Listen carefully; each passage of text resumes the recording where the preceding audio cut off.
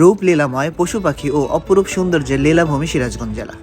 যমুনা সেতু এবং সিরাজগঞ্জের শহর রক্ষা বাঁধের অপরূপ সৌন্দর্য এই জেলাকে পর্যটন সমৃদ্ধ জেলার খ্যাতি এনে দিয়েছে।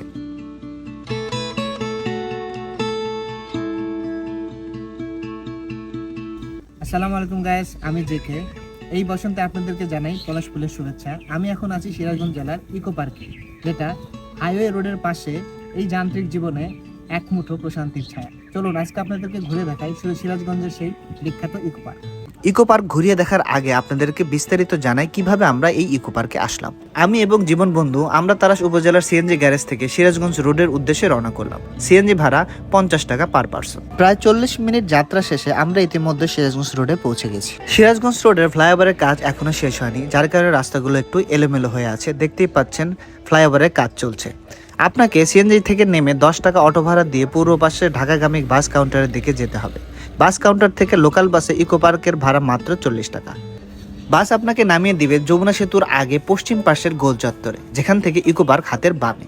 গোল চত্বর থেকে 20 টাকা অটো ভাড়া করে আপনারা সরাসরি চলে আসবেন ইকো পার্কের গেটে। অটোতে যাওয়ার সময় আপনাদের চোখে পড়বে অপরূপ সৌন্দর্যের এক ঝলক। দুই পাশে ঝাউবন, মাঝখান দিয়ে রাস্তা, অপরূপ সৌন্দর্য। দেখতেই পাচ্ছেন ইতিমধ্যে আমরা ইকো পার্কের গেটে চলে এসেছি।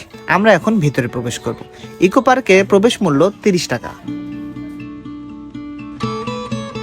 প্রবেশ করে চোখে পড়বে ইকো পার্কের গাইড ম্যাপ, যেখানে বিস্তারিত দেয়া আছে।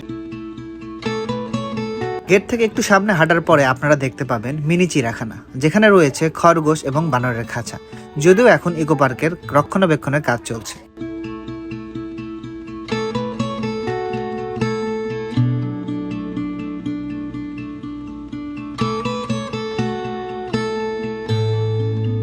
যমুনা সেতুর পশ্চিম পারে বন বিভাগ কর্তৃক 120 একর জায়গার উপরে 2007 সালে ইকো পার্ক স্থাপিত হয়েছে।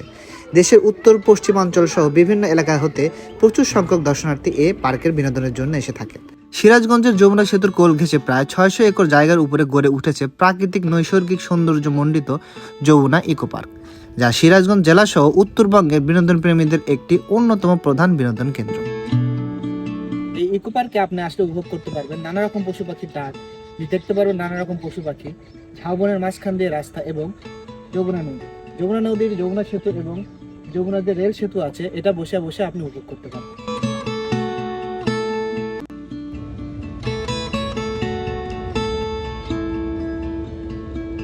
এখানে রয়েছে সুন্দর সুন্দর বসার জায়গা, নানা প্রজাতির রঙে বেরঙে ফুল ও ফলের গাছ।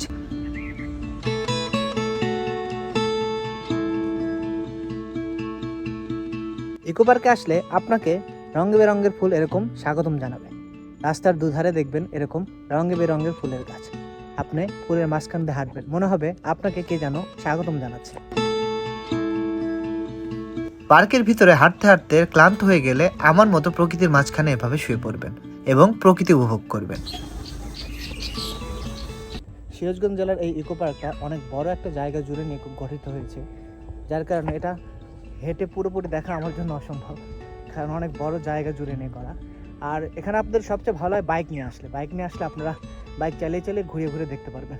আর যদিও আজকে আমরা বাসে এসেছি, যার কারণে আমাদের হাঁটতে হচ্ছে, তারপরেও হাঁটতে অনেক ভালো লাগছে। হাঁটতে হাঁটতে পশু পাখির ডাক শুনছি, যমুনা নদী উপভোগ করছি, মাঝে মাঝে রেল যাচ্ছে। অসম্ভব সুন্দর একটা জায়গা। আপনাদের সবার আমন্ত্রণ রইল এখানে আসার জন্য। ইকো পার্ক দেখতে যেমন সুন্দর, তেমনি কিছু খারাপ দিকও রয়েছে তত্ত্বাবধানের অভাবে। এখানে অনেক লোকাল ছেলে পেলে আসে যারা ছিনতাই রাহাজানি করে থাকে, গহীন জঙ্গলের ভিতরে অনৈতিক কার্যকলাপ ঘটে থাকে। সেক্ষেত্রে আপনারা কেউ একা আসবেন না। এখানে অনেক ঘোরাফেরা হয়েছে, এবার বিদায় নেওয়ার পালা। তবে আপনারা সারা বাংলাদেশের যে কোনো জায়গা থেকে সিরাজগঞ্জগামী বাসে এই ইকো পার্কে আসতে পারবেন। সবাই ভালো থাকবেন, সুস্থ থাকবেন। আবারও দেখা হবে নতুন কোনো জায়গায় নতুন কোনো ব্লগ ভিডিও নিয়ে। আসসালামু আলাইকুম।